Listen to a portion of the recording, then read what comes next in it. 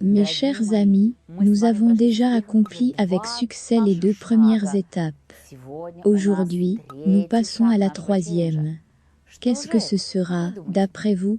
C'est la bienveillance. Lorsque vous avez exprimé votre gratitude par écrit, lors de la première étape, j'imagine que vous avez pensé à beaucoup de personnes, envers qui vous étiez reconnaissante pour une chose ou une autre. Eh bien là, c'est le moment de partager la joie que vous avez éveillée en vous lors de la 2e étape, de partager votre joie en cette période difficile, et de dire à ces personnes combien vous leur êtes reconnaissante, les soutenir, faire preuve de bienveillance. Il se peut que lorsque vous appeliez l'une de ces personnes, vous la trouviez dans un état de souffrance. Et peut-être que maintenant, vous venez juste de penser à quelqu'un. Ce n'est pas par hasard. Son image vous est venue à l'esprit, parce que son âme demande de l'aide. Il est possible qu'elle ne vous dise pas ouvertement qu'elle a besoin d'aide, qu'elle passe actuellement un moment difficile. Il est possible qu'elle essaye de tenir bon, mais son âme a vraiment besoin d'aide. Et c'est pourquoi vous devez appeler, écrire, soutenir en premier lieu les personnes dont les images vous sont venues à l'esprit. Vous pouvez par exemple leur envoyer une image drôle, ou une photo de lieu de force, ou bien leur envoyer l'un des articles que l'on peut trouver sur mon site, où il y a beaucoup de messages spirituels, et beaucoup de conseils spirituels pour tous. Ou peut-être vous pouvez conseiller à cette âme d'intégrer mon école en ligne, ou de venir à nos ateliers et séminaires. Vous savez, cette âme a vraiment besoin d'aide. Et vous, en tant que femme forte, il faut que vous lui donniez un coup de main. Vous savez, un jour, l'une de mes élèves m'a dit, j'ai constamment devant mes yeux l'image de ma vieille amie. À l'époque, nous étions très proches, mais elle m'a trahi. Elle a commis quelque chose que je ne peux pas lui pardonner voilà 10 ans. Mais son image me vient constamment à l'esprit. Alors, je me suis connectée à cette fille, et j'ai répondu à mon élève, appelle-la, s'il te plaît. Son âme souffre beaucoup maintenant. Elle est très tourmentée. Tout d'abord à cause du fait de se sentir coupable d'avoir commis cet acte, et à part cela, je vois maintenant dans son aura l'esprit de l'oncologie. Elle est restée toute seule, elle n'a personne pour l'aider. Mon élève avait un grand cœur, comme chacune de vous qui me regarde maintenant. Et elle l'a appelé, tout en surmontant son orgueil et son ressentiment.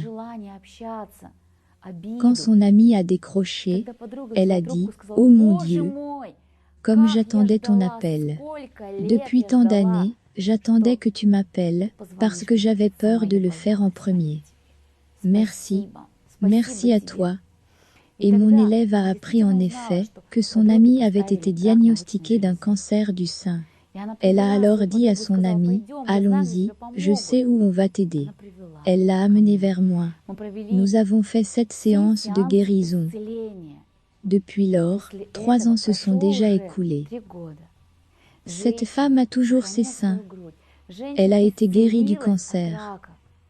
Maintenant, elle fait elle aussi partie de mes élèves, et elle est responsable de l'organisation de séminaires et de réunions chamaniques dans sa ville. Chers amis, vous ne savez jamais ce qui se passe dans l'âme de quelqu'un d'autre, alors ne jugez personne. Si l'image de cette personne vous vient à l'esprit, appelez-la ou écrivez-lui. Mais ne vous attendez pas à ce que cette personne vous loue pour cela, ou qu'elle vous remercie. Peut-être qu'elle ne le fera pas. Mais votre cœur, votre âme seront calmes.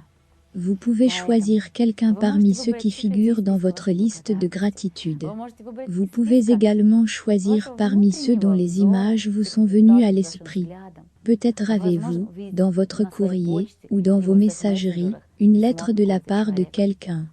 Répondez-lui. Répondez-lui dans un état de bienveillance, de soutien, d'inspiration. Chers amis, je sais que parfois, c'est très difficile. Mais je rappelle qu'il y a des esprits spéciaux pour cela. Prenez votre amulette préférée dans la main. Mettez-la sur la poitrine, là où se trouve le cœur. Aujourd'hui, je veux prendre cet esprit. C'est un esprit qui aide à réunir tous les bons esprits dans ce filet magique. Mettez-le sur la poitrine et prononcez « Mon cœur, remplis-toi d'amour. Mon cœur, transmets ton énergie de l'amour à la personne que je veux soutenir. » Et seulement dans cet état, quand vous êtes prête à aider cette personne, à lui transmettre votre soutien amical, appelez-la, écrivez-lui, parlez-lui. L'esprit vous mettra dans un état d'amour très fort, que chaque personne ressentira. Et elle verra certainement des miracles se produire dans sa vie. Alors, chers amis, passons à la troisième étape magique. Et bientôt, je vous parlerai de la quatrième. Au revoir. Il est important non seulement d'étudier, mais aussi de mettre en pratique les connaissances acquises entre ceux qui partagent les mêmes idées. Nous vous invitons à rejoindre la société de personnes aimantes, ouvertes et heureuses à nos cours et nos séminaires.